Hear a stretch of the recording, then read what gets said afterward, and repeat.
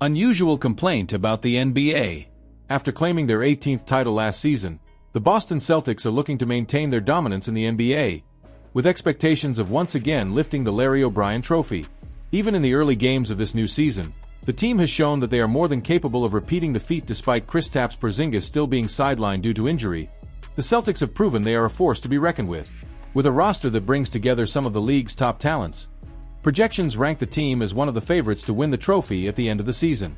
In addition to all the talent on the roster, the Celtics have a coach who has already proven he can lead the team under pressure, guiding them to victory in difficult situations, as we saw last season. Joe Mazzulla, with his unique style, has established himself as one of the NBA's top leaders and coaches.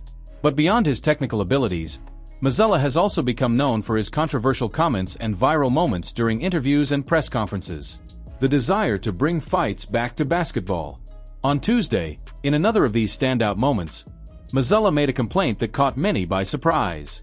The Celtics coach stated that the NBA should reconsider its ban on fights on the court. "The biggest entertainment we've robbed people of is that you can't fight anymore," Mazzulla said.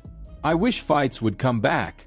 I don't understand why other sports let players clear the benches to fight, but in basketball, we only have one ball. Other sports have harder surfaces and use equipment like sticks and pucks, but we can't even have a little scuffle." This kind of thinking isn't new for those who closely follow Mazzulla's career. He is shown to have a rather unique perspective on the game and the culture surrounding the NBA. However, this somewhat eccentric approach seems to resonate well with the team and fans. The Celtics as a whole seem to embrace their coach's strong and unconventional personality, which, in itself, is part of the entertainment the team offers. What does this say about the Celtics? What's most interesting is that, as the Celtics continue winning at a high level, Mazzulla seems to feel increasingly comfortable expressing his bold opinions. And, in a way, he has earned that right. With the team performing well, staying at the top, and a united locker room, Mazzulla has the freedom to be controversial without harming the team's environment or dynamics. In the end, Mazzulla's peculiarity is just one more facet of what makes the Celtics such an intriguing team to follow. Beyond having great talent on the court, the team is led by a figure who, while competently leading, isn't afraid to challenge conventions and provoke discussions off the court. Lonnie Walker IV sends shocking message after decision. One of the NBA's veteran guards made a bold move following his departure from the Boston Celtics, and his choice speaks volumes about his determination to continue his basketball journey. Before the season started, the Celtics made the tough decision to waive 25-year-old Lonnie Walker IV. Walker had performed well in the preseason, showing he could fit perfectly into Joe Mazzulla's system. However, the financial burden his stay would place on the team became a decisive factor for his release. Faced with this situation, Walker had two options: become a free agent or join the Celtics' G League affiliate team, the Maine Celtics. According to reports, the player, who was a first-round pick in the 2018 draft, chose to test the free agent market, and he seemed to confirm his decision last Tuesday. "I'm only 25, everything in due time," Walker posted on X, formerly Twitter. "The marathon continues. I know the stars will align. Believing in yourself is the best belief. It's all part of the story. Stay tuned." With only a few NBA roster spots available at the start of the week, there is a possibility that Walker may seek opportunities abroad to resume his path in the league after the trade deadline. The future is uncertain, but the doors aren't closed. Although Walker has moved on, the Celtics still have some options up their sleeve. Sources indicate that the team could free up a spot and ease the salary cap by trading Jaden Springer, thus opening up the possibility of re-signing Walker if there is mutual interest. This option remains available, offering a glimmer of hope for fans who would like to see him back in the green and white jersey. Walker's decision. What stands out most about Walker's choice is his unwavering confidence. At 25, he still has many years ahead in his career, and his focus is clear. At a time when many players might opt for a more immediate solution, he has decided to bet on time and fate, trusting that his journey will align in the right way. Explosive update. With just 1 week into the regular season, the Boston Celtics have already emerged as one of the only 3 undefeated teams in the NBA. But will this flawless streak last? Get ready, because the best news for Celtics fans is yet to come. Yes, the return of dynamic starting center Kristaps Porzingis is about to shake up not only the team but the entire league. And this comeback, my friends, may happen much sooner than expected. What's happening behind the scenes? According to renowned ESPN journalist Shams Charania, The Celtics are targeting December for Porzingis' return, as he is still recovering from ankle surgery that took place in June. But is he really ready to return so soon? The Celtics are aiming for December for Porzingis' return, Charania revealed during the Pat McAfee Show.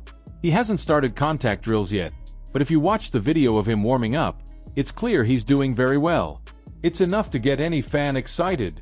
However, behind this apparent acceleration of Porzingis' return, questions arise. Are the Celtics willing to risk the health of such a crucial piece? We know that the center, despite his immense talent, has a history of injuries that cannot be ignored. Are we about to witness another chapter of a premature return that ended in disaster? The dilemma of rushing Porzingis' return. Cost or benefit? If the Celtics were struggling early this season, the pressure for Porzingis' early return would certainly be unbearable. As Charania rightly pointed out, if they weren't doing so well, maybe there'd be more urgency to bring KP back earlier than planned. But with such a promising start to the season, is it worth the risk? The team can afford to wait, but what if the results start to falter? These are questions that are certainly haunting the Celtics behind the scenes. For now, the plan is to remain patient, but for how long can that last? If recovery is delayed until January, the Celtics might be playing with fire, especially in an Eastern Conference that promises to be fiercely competitive. It's impossible to ignore the impact Porzingis can have when he's 100% healthy. With averages of 20.1 points, 7.2 rebounds, and 1.9 blocks per game last season, his presence on the court completely changes the team's dynamics. He not only offers a threat from the perimeter with his long-range shot, but is also one of the best rim protectors in the league. However, the big question remains: will he be ready to handle the physical and mental demands of a long NBA season after such a delicate surgery? Meanwhile, veteran Al Horford has been holding down the fort as the starter.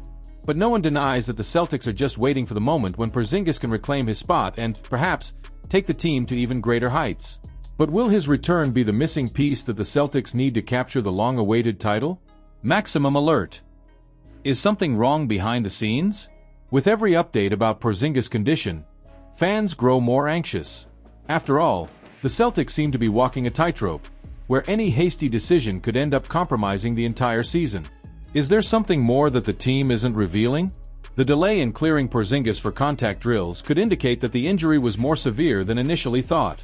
Celtics general manager Brad Stevens has already stated that the team is very pleased, and even a bit surprised, by Porzingis' progress. But is that enough to reassure fans who have seen their team suffer from injuries in recent seasons? The word caution seems to be the mantra in Boston, but how long can the Celtics afford to wait?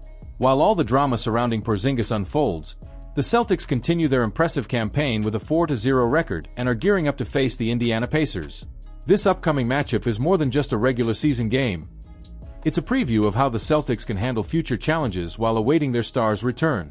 In the end, the burning question remains: when Porzingis finally returns, will he be the savior everyone is expecting, or will the pressure of coming back be too much to handle?